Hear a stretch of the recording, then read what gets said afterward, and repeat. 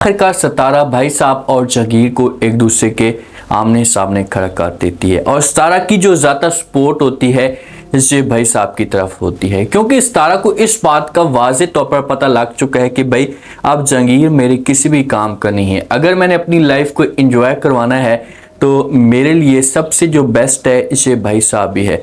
तो अब क्या होगा आने वाले के साथ में? जहांगीर भी अब खामोशी के साथ नहीं बैठता, जहांगीर भी जाता है और जाकर भाई साहब के सामने सतारा का सारा राज खोल कर रख देते हैं कि भाई ये लालची किस्म की लड़की है और इसने कत्ल भी किए हुए है।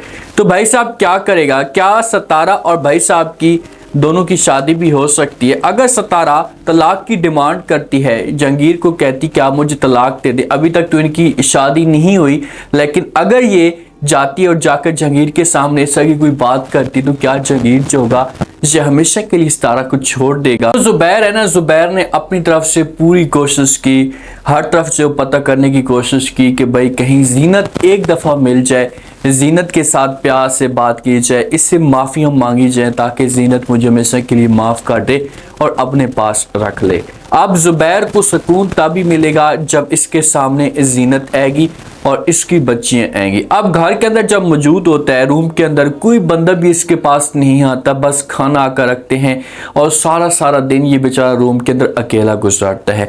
तो ये चीखना चलाना शुरू कर देता है। रात का वक्त होता है, जब चीखता है, जीनत को आवाज़ें देता है, अपनी बच्चियों को आवाज़ें देता है, तो माँ इसके पास आती है और आकर पूछना शुरू कर देती है।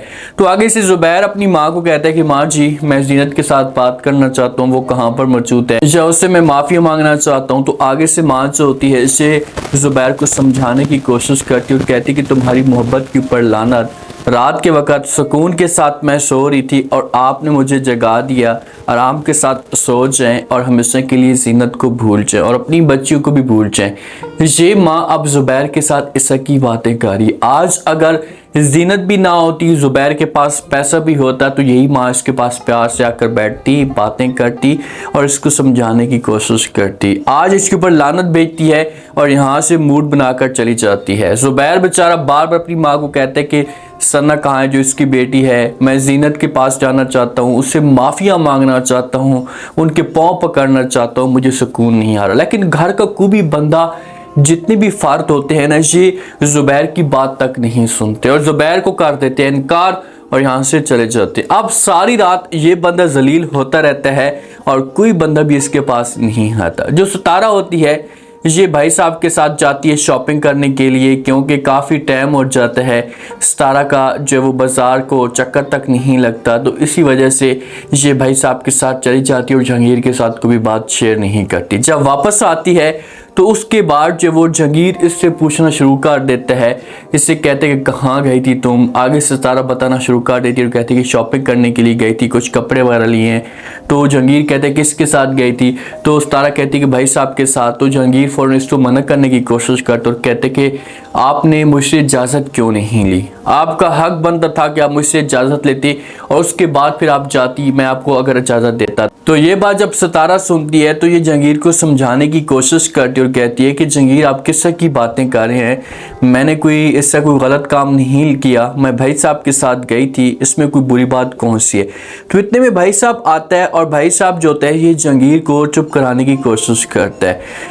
जहांगीर को कहता है कि वो मेरे साथ चली गई है तो इसमें कोई गलत बात तो नहीं है। तो जहांगीर फ़ौरन भाई साहब को रोकता और कहता है कि भाई साहब आप बीच में ना आए हैं तो अच्छा होगा, मेरा और सतारा का मामला है, आप एक साइड पे हो जाए। तो भाई साहब को ये बात बुरी लगती है, क्योंकि ये बंदा अब समझ चुका है कि भाई सतारा मेरे जाल में फंस चुकी है, मैं इसे यूज़ कर सकता हूँ। तो हम लोग जहांगीर को मिल करके एक मारते हैं। तो ये जहांगीर की तरफ बढ़ता है, जहांगीर का गिरबान पकड़ लेता है। बीच में फिर सतारा आ जाती है, इन दोनों की हाथापाई हो जाती है। जहांगीर तो किसी किस्म की कोई भी हाथापाई नहीं करता, भाई साहब इसके ऊपर आकर जो वो चढ़ाई कर देता है। तो बीच में किसी भी तरीके से सतारा इन दोनों को छुड़ाने की कोशिश करती और किसी हद तक कामयाब हो जाती है। अब जहांगीर को ये लेकर चली जाती है, लेकिन जाते जाते ये फिर भी भाई साहब को इशारे करके जाती है कि भाई आपने परेशान नहीं होना, मैंने जो वो दोबारा भी आना। इसकी ये सोच है। अब देखें कि जहांगीर इसके लिए इतनी मुश्किलात काट रहा है। ठीक है, इसने गलत कदम उठाया, जहांगीर ने भी गलत कदम उठाया, लेकिन इसका हक बनता था कि ये जहांगीर के साथ सेट रहती, जहांगीर के साथ अपने आप को जो एडजस्ट करने की कोशिश करती। लेकिन इसने आकर जब जहांगीर का माहौल देखा है तो इसकी सोच मुकम्मल तौर पर चेंज हो चुकी है। रूम के अंदर जिस वक्त जाएंगे तो जहांगीर इसके ऊपर गुस्सा करेगा, इससे कहेगा कि भाई दोबारा आपने जो वो भाई साहब के साथ जाने की कोशिश की तो आपके लिए अच्छा नहीं होगा और मैं कभी भी आपको फिर नहीं छोड़ूंगा, यहाँ से निकाल दूंगा। जब रूम के अंदर जाते हैं सितारा को टेंशन तो होती है। सितारा अब चाहती है कि जो जेवर था या जो कुछ भी था हम लेकर आए थे तो वो हम ढूंढते हैं कहाँ गया। तो जब सितारा बैग को खोलती है तो बैग के अंदर कुछ भी नहीं होता, तो फिर ये शोर मचाना शुरू कर देती है। जब जहांगीर आता है तो जहांगीर का गिरबान पकड़ती है, जहांगीर को मारना शुरू कर देती है और कहती है कि इसमें जेवर था, पैसे थे, वो कहाँ चले गए। तो आगे से जहांगीर जो होता है ये समझाने की कोशिश करता और कहते हैं कि मुझे इस बारे में कुछ भी नहीं पता और ना ही मैं जानता हूँ, मेरे ऊपर आप झूठा इल्जाम लगा रहे। अब जहांगीर जो है ना ये सितारा के ऊपर इल्जाम लगाना शुरू कर देगा और सितारा जो होगी ये जहांगीर के ऊपर बातें करना शुरू कर देगी। दोनों के बीच में लड़ाई शुरू हो जाएगी। लेकिन अब देखते हैं कि ये जेवर कहाँ गया, या जहांगीर ये जेवर चोरी कर सकता है या उसके बाद भाई साहब ये सारी की सारी गेम डाल सकता है। भाई साहब इस वजह से गेम डाल सकता है कि सितारा और जहांगीर के बीच में मामला ख़राब होगा, सितारा का जो शक होगा ये फिर जहांगीर के ऊपर जाएगा, तो इस तरह से फिर मुझे फ़ायदा मिलेगा और मैं मज़ीद गेम को बिगाड़ने की कोशिश करूँगा। अब जहांगीर आता है भाई साहब के पास, आकर बात करता है, इसे सब कुछ बताना शुरू कर देता है और कहता है कि भाई सितारा से आपने बच कर रहना है।